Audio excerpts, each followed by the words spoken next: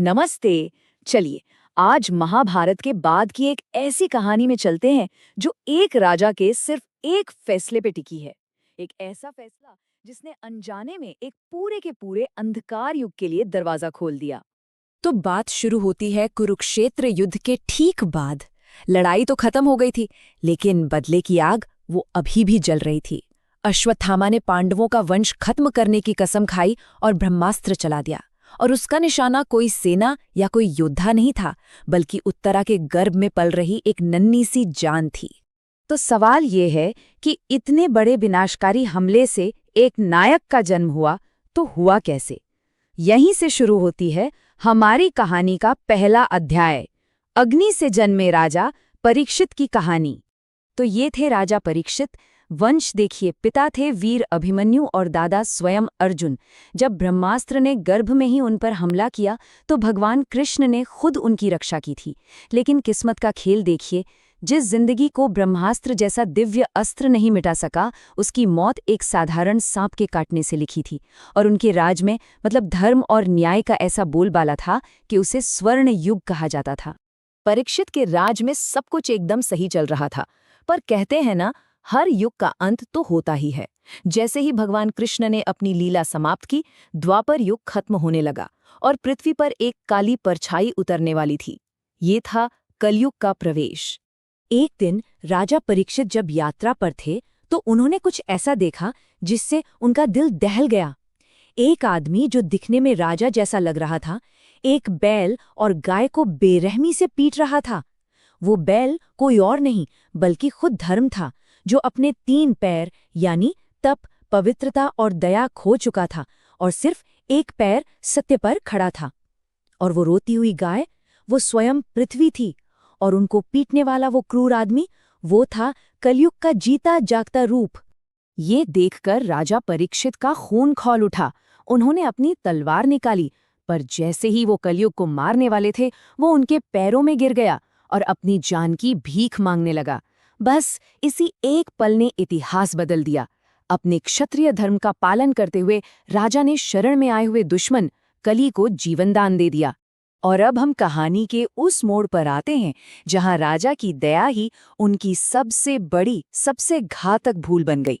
एक ऐसी भूल जो सोने में छिपी थी और जिसने सब कुछ बदल कर रख दिया। कली ने राजा से रहने के लिए जगह मांगी। राजा ने सोचा कि इसे काबू में रखना जरूरी है, तो उसे 4 ऐसी जगह दी जहां अधर्म होता है: जुआ, नशा, अनैतिकता और हिंसा। उन्हें लगा कि उन्होंने बुराई को इन 4 जगहों में कैद कर दिया है। पर कली बहुत चालाक था।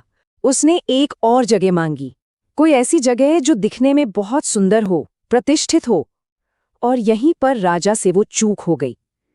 उन्होंने बिना सोचे समझे कह दिया, जाओ तुम स्वर्ण यानी सोने में निवास करो। तो कली को राजा के दिमाग तक पहुंचने का रास्ता मिल गया। कैसे? राजा ने अपने खजाने में जरासंध का एक बहुत खूबसूरत सोने का मुकुट देखा, जो अन्याय से जीता गया था। जैसे ही राजा ने उस मुकुट को अपने सिर पर पहना, सोने में छिपे कली ने सीधा उनकी बुद्धि पर कब्जा कर लिया। और कली का असर वो तो तुरंत दिखना था। उस एक भूल ने घटनाओं की एक ऐसी लड़ी शुरू की जिसका अंत हुआ एक भयानक श्राप के साथ, और राजा के भाग्य पर मुहर लग गई। उस सोने के मुकुट के असर में जो राजा कभी एक चींटी को भी चोट पहुंचाने की नहीं सोचता था, उसने भूख प्यास से तड़पकर एक बहुत बड़ी गलती कर दी। उसने महर्षि शमीक का अपमान कर दिया। कैसे? एक मरे हुए सांप को ऋषि के गले में डाल दिया, जो उस वक्त गहरे ध्यान में थे। जब ऋषि के बेटे श्रृंगी को इस अपमान के बारे में पता चला तो वो गुस्से से आग बबूला हो गया और उसने बिना सोचे समझे तुरंत हाथ में जल लेकर वो भयंकर श्राप दे दिया, जिसने राजा की जिंदगी की उल्टी गिनती शुरू कर दी। अब सोचिए, किसी को पता चले कि 7 दिन में मौत पक्की है, तो वो क्या करेगा? डरेगा, घबराएगा, बचने का रास्ता ढूंढेगा, है ना? पर राजा परीक्षित वो बिल्कुल नहीं घबराए। उन्होंने श्राप को भगवान की इच्छा मानकर स्वीकार कर लिया। पहले ही दिन अपना राजपाट सब कुछ छोड़ दिया और मोक्ष की तलाश में गंगा किनारे जाकर बैठ गए। और यहीं से ये कहानी मौत की नहीं रहती, ये कहानी बन जाती है मौत के डर पर जीत हासिल करने की। अब राजा का ध्यान जान बचाने पर नहीं, बल्कि आत्मा को मुक्त करने पर था। गंगा किनारे उस समय के सभी बड़े बड़े ऋषिमुनि इकट्ठे हुए थे। राजा ने उन सब से बस एक सवाल पूछा, एक बहुत ही सीधा और गहरा सवाल, कि जिसकी मौत इतनी पास हो उसे आखिर करना क्या चाहिए। और इसी एक सवाल के जवाब में महान ऋषि शुकदेव जी ने अगले 7 दिनों तक उन्हें वो अमर कथा सुनाई, जिसे हम श्रीमद् भागवतम के नाम से जानते हैं। एक ऐसी कहानी जो सुनने वाले के मन से मौत का डर ही खत्म कर देती है। यही कथा परीक्षित की मुक्ति का रास्ता बनी।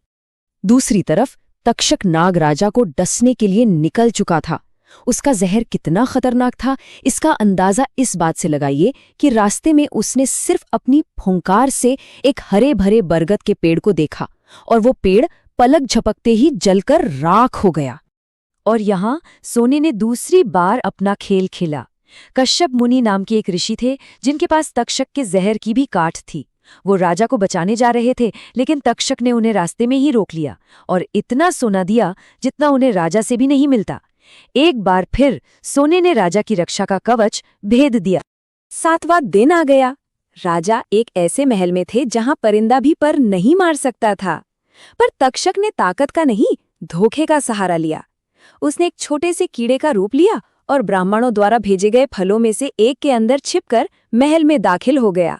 जब राजा ने उस फल के अंदर से उस कीड़े को निकलते देखा तो वो डरे नहीं बल्कि मुस्कुरा दिए। वो समझ गए कि उनकी मृत्यु आ चुकी है।